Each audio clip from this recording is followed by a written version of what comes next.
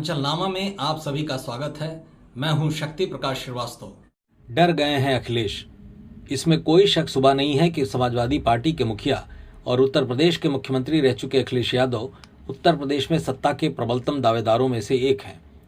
उत्तर प्रदेश में सत्तासीन बीजेपी के विरोध में सबसे बड़ी विपक्षी पार्टी उनकी समाजवादी पार्टी ही है। यही वजह है कि उनका आत्मविश्वास और उत्साह दोनों ही चरम पर है।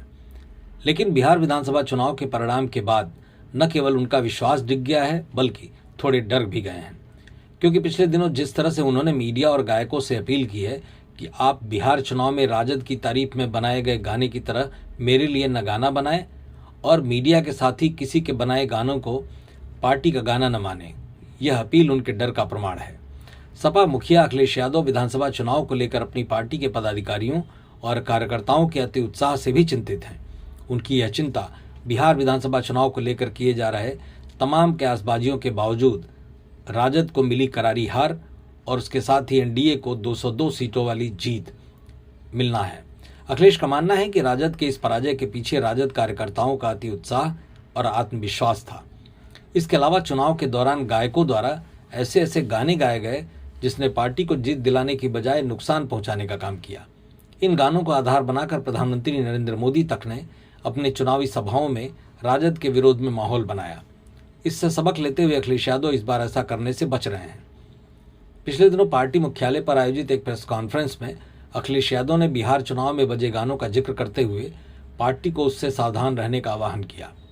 उन्होंने कहा कि मैं कलाकार साथियों से कहूंगा कि बिहार में राजद के लिए जैसे गाने बने वैसे गाने मत बना देना। इसके साथ ही मीडिया के साथियों से भी अपील की और कहा कि कोई कैसा भी गाना बनाए उसे हमारा गाना मत बता देना। बिहार चुनाव के दौरान राजद को लेकर रंगबाजी वाले गाने खूब बने थे। सियासी जानकार बिहार में राजद और उनके सहयोगियों को मिली हार का कारण भी इन्हीं गानों को बता रहे हैं। राजद की तरफ से इन गाना गाने वाले 32 गायकों को नोटिस भेजा गया है। इन पर राजद को बदनाम करने का आरोप लगाया गया है। आरोपी गायकों को कानूनी कार्रवाई की चेतावनी भी दी गई है। राजद के प्रदेश मुख्य प्रवक्ता शक्ति सिंह यादव के मुताबिक चुनाव के पहले राजद को बदनाम करने के लिए ऐसे कई तरह के गीत बाजार में जानबूझकर लॉन्च किए गए थे।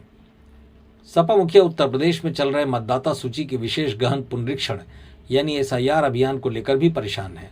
उनका मानना है कि बीजेपी और चुनाव आयोग मिलकर इस रणनीति पर काम कर रहे हैं जिसके तहत हजारों लाखों मतदाताओं को सूची से बाहर किए जाने का खतरा है। उन्होंने कहा कि यह सूची समझी साजिश है। संविधान ने हमें जो वोट का अधिकार दिया है उसे छीनने की तैयारी है। आरक्षण और पहचान पर हमला किया जा रहा है।